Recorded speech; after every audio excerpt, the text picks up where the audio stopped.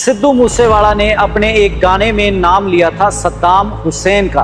कौन था सद्दाम हुसैन? वो तानाशाह नहीं था। तानाशाह का क्या मतलब होता है? डिक्टेटर, ठीक है, जो नहीं सुनता किसी की। जो सद्दाम हुसैन है वो कभी सरेंडर नहीं करेगा, वो हाथ खड़े करके नहीं आएगा कि मैंने कपड़ा नहीं टांगना। एंड उसके बाद जब इनकी फांसी होती है, मतलब इनका फेस भी ब्लर कर दिया जाता है। उनके जो बयान होते थे और उनकी कुछ ऐसी आदतें थी जो हमें पढ़नी चाहिए एंड बहुत यूनिक होती थी और उससे बहुत सीख भी मिलती है, नॉट इन द प्रोफेशनल और corporate world. Punjabi singer Sidhu Moosewala ने अपने एक गाने में नाम लिया था सद्दाम हुसैन का। कौन था सद्दाम हुसैन? सद्दाम हुसैन के बारे में कई दिलचस्प किस्से हैं। जहाँ पे वेस्ट उसको एक टेररिस्ट बोलता था, वहीं पे उसके अपने लोग या उसके चहीते या उसको चाहने वाले उसको आज भी एक क्रांतिकारी या अपना जो देश को प्रेम करने वाला बताते हैं। तो सद्दाम हुसैन ने अपनी आर्मी को ट्रेनिंग देने के लिए बुलाया था एक भारतीय फौजी को, एक पंजाबी फौजी को। ऐसे कई और किस्से और सद्दाम हुसैन की कहानी जानेंगे, कैसे वो कुछ लोगों के लिए आतंकवादी था, कईयों के लिए वो राष्ट्रवादी था। बातचीत शुरू करते हैं। मेरे साथ करण गरेवाल राय मौजूद हैं जो इस विषय पे जानकारी रखते हैं। सबसे पहले स्वागत है, बहुत बहुत। तो शुक्रिया। सद्दाम हुसैन जो कंट्रोवर्शियल फिगर था इंटरनेशनली, उसका नाम तो सबको पता है। कईयों को कुछ किस्से पता हैं, कईयों को एक साइड दिखती है टेररिस्ट, कईयों को दिखता है राष्ट्रवादी या अपने देश को प्यार करने वाला। पंजाबी सिंगर सिद्धू मूसेवाला, उसको एक तरीके पेट्रोनाइज करा उन्होंने अपने एक गाने में, सद्दाम हुसैन का नाम लिया तो हीरोइकली पेश करा गया। तो क्या कहानी थी? कौन था वो पंजाबी फौजी जिसको बुलाया था आर्मी ट्रेन करने के लिए, और कौन था सद्दाम हुसैन, आतंकवादी या राष्ट्रवादी? ये बिल्कुल सही बात है सर जो आपने कही।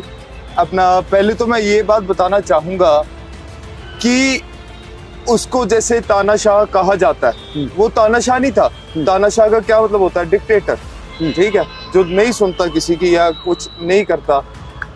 उसके लिए जो टर्मिनोलॉजी प्रॉपर हम कह सकते हैं उसको हम बेनोवेलेंट डिक्टेटर कह सकते हैं। Benevolent dictator, right? Just like Joseph Bros टीटो जो पहले थे कि अपना सबकी सुनते भी थे, जी जी जी, देश जोड़ के रखा था।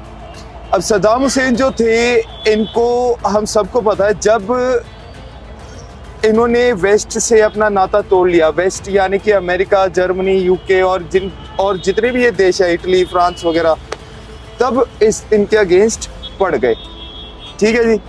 अब जब वो इनके अगेंस्ट पढ़ते हैं, और वो पढ़ते भी किस लिए है?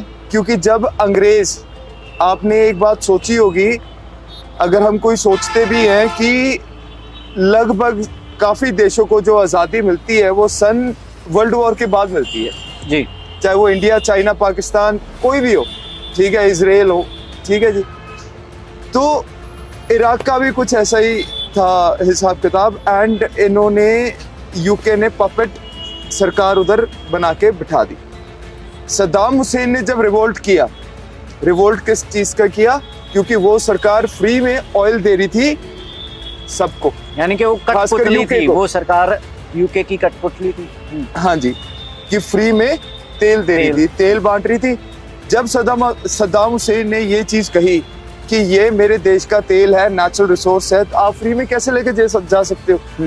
अगर आज की तारीख में हमारे घर पे अगर कोई है ना, किसी का भी नेचुरल रिसोर्स है, नेचुरल रिसोर्स हो और फ्री में नहीं हम देते, तो बहुत बड़ी बात है जिसपे इकोनॉमी स्टैंड करती थी। और सद्दाम हुसैन एक ऐसा इंसान जिसको पूरे अरब वर्ल्ड में एक बहुत ऊपर में दर्जा मिला हुआ था, ठीक है जी।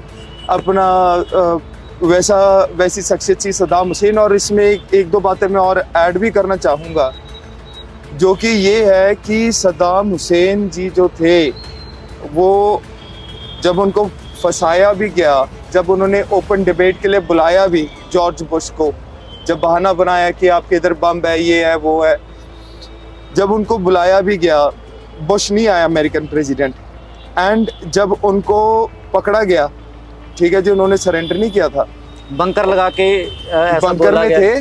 एंड जब इनको पकड़ा भी गया, पकड़ने के बाद भी इन्होंने जब इनको सजा सुनाई जा रही थी उस समय भी जज जब इनसे दरखास्त करता है कि आप खड़े हो जाइए अपनी सीट से, ये मना कर देते हैं अपनी लोकल लैंग्वेज में। वो पूछता है व्हाई एंड ऑल दैट, है ना, ऐसे सवाल पूछता है। सद्दाम हुसैन आगे से बोलते हैं because I am still your president. हालांकि वो कैप्टिविटी में था, उसने बोला कि I am still your president.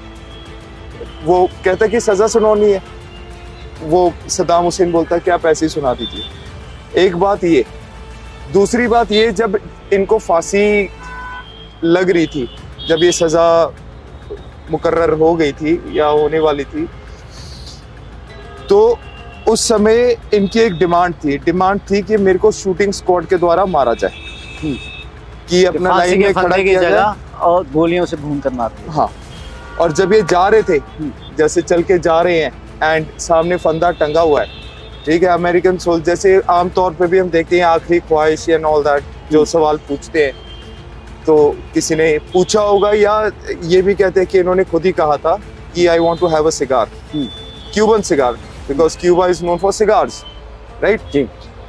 I want to have a Cuban cigar. आराम से बैठते हैं, हंसते खेलते हैं, अपना बातें करते हैं, सो वेल हाउ यू, ऐसे करके बात करते हैं। तो आखिरी इच्छा में सिगार मांग ली, सिगार भी आराम से, as if there is no tension और एनीथिंग। फिर दूसरी डिमांड ये रखते हैं कि मैं अपने मुंह पे कपड़ा नहीं रखूंगा, एंड कि मैंने कपड़ा नहीं टांगना। एंड उसके बाद जब इनकी फांसी होती है, मतलब इनका फेस भी ब्लर कर दिया जाता है, और जबकि इनके अमेरिकन ट्रूप जब फांसी दे रहे थे, आई थिंक सो ये बात है, कैंप जस्टिस के नाम से जानी जाती थी, और इधर इनको फांसी दी थी। एंड इनकी जो फिर बॉडी थी वो बरी की गई थी। इनके बेटे थे दो, जो ज्यादा बदमाश था उसका नाम था उदय सद्दाम हुसैन, उसके बिल्कुल बगल में। एंड यहाँ तक कि मैं आपको एक छोटा सा फैक्ट और भी बताना चाहूँगा कि इनके पैलेस में, जब ये पैलेस में रह रहे थे इनिशियल डेज में इराक में, जब अमेरिकन ने टेक ओवर कर लिया था, उस समय भी ऐसा ही कुछ किस्सा हुआ था। जो अमेरिकन सोल्जर्स इनकी गार्ड पे लगे हुए थे, ठीक है, वो इनके बेस्ट फ्रेंड बन गए थे। उनका ऑन रिकॉर्ड इंटरव्यूज है, उनके ऑन रिकॉर्ड आर्टिकल्स हैं जिसमें उन्होंने मेंशन किया कि Saddam Hussein was never a person which he was being portrayed. जो पेश किया जाता था वो नहीं था। वो बहुत अच्छा इंसान था। देशभक्त होना एक अच्छी बात है। One man's revolution is other man's terrorist, that is how it goes. But now coming to the point, Saddam Hussein ने एक भारतीय जनरल को बुलाया अपनी फौज को ट्रेन करने के लिए। तो उस बात पे सर हम आते हैं, एंड इनका नाम था general KS. Randhawa, general Kripal Singh Randhawa. Regiment थी इनकी 7th कैवलरी रेजिमेंट। ये वही रेजिमेंट है जिसमें मेजर जनरल राजेंद्र सिंह जी को भी 2 बार महावीर चक्र मिला था, और रिकॉर्ड कायम किया था जोजिला पास पे पहुंच के without winter clothing technology and so on 48 की लड़ाई में जी। और आज तक अमेरिका रशिया कोई नहीं कर पाया ये चीज। तो बात कुछ ऐसी हुई थी कि 1977 में इनको बुलाया जाता है। उससे पहले इनका जो डिफेंस मिनिस्टर था सद्दाम हुसैन का, जो डिफेंस मिनिस्टर था और chief of the army staff था, नेमली अदनान खैरला जी, ठीक है जी, एंड जनरल अब्बास, ये दोनों स्टूडेंट्स हुआ करते थे इंडिया में जनरल साहब के, जनरल रंधावा के। उन्होंने training the and they were very much impressed, और उधर जाके इन्होंने अपनी गवर्नमेंट से रिक्वेस्ट की कि हमें हमारी फौज को ट्रेन करने के लिए ऐसे ही शख्सियत की जरूरत है। और उस समय में सद्दाम हुसैन ने, जब उन्होंने सारा कुछ किया, सब कुछ पढ़ा देखा, तो उन्होंने नाम लेके बुलाया कि यही शख्स। हाँ जी, इसी चीज पे आ रहा था मैं। जब उन्होंने सारा इन्वेस्टिगेट किया, सब कुछ किया, everything was sorted and done, उन्होंने भारतीय सरकार को चिट्ठी लिखी कि I want lieutenant general Kripal Singh Randhawa to train या to be head of the Indian training team in Bhutan ji. By name बुलाया गया, ठीक है, गए भी नहीं थे? तो आम तो गए भी थे। 1977 से 79 तक एक्टिवली फाउंडेशन स्टोन इन्होंने उधर ले किया था। नहीं तो आम तौर पे कुछ चीजें ऐसी होती है, अब आप ये मान लीजिए इंडिया और पाकिस्तान है, पाकिस्तान में जो हमारा राजदूत है या जिनको हम हाई कमिश्नर कह देते हैं, तो पाकिस्तान अगर बोलेगा कि मेरे को ABC करके कोई एक नाम लेता है और वो कहता है कि हमें ये बंदा चाहिए इधर का, हम कभी नहीं भेजते ना, वो ऐसा करेंगे जी। उसका कारण ये है कि they are here to serve our interest. हमें जो लगेगा कि आगे वो दूसरे देश को परसुएड कर लेगा, तब सारी चीजें होती है, राइट। तो ये डिप्लोमेटिक वर्ल्ड में एक बहुत ही यूनिक चीज थी, बहुत ज्यादा यूनिक, बहुत हुई भी होगी तो बहुत कम हुई होगी कि नाम लेके बुलाया गया और भेजा भी गया, बनाया भी गया। एंड अपना इराक, और ये उन टाइमों की बात कर रहा हूँ सर मैं, जब पूरा इस्लामी दुनिया 57 मुल्क आते हैं। आज की तारीख में 202 203 मुल्क है दुनिया में, उस टाइम 57 उसमें से तो ये थे, ठीक है जी। बाकी सोवियत यूनियन था एक, हम तो नॉन अलाइंड कंट्री थे, सारी दुनिया एक तरीके से हमारे अगेंस्ट थी, ठीक है जी।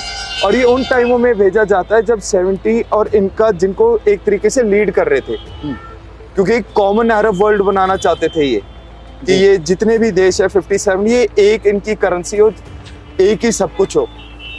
तो ये थी इनकी कहानी एक्चुअल में जनरल कृपाल सिंह रंधावा की। और इन्होंने एक इंटरव्यू भी दी थी, ये बहुत वर्थ मेंशनिंग है, जो कि थी ये कि जब फौजें चढ़ चुकी थी अपना इराक के अंदर उस समय, तो उस टाइम पर भी जनरल रंधावा की, वो इधर इंडिया में बैठे थे, 30 साल लगभग हो चुके थे।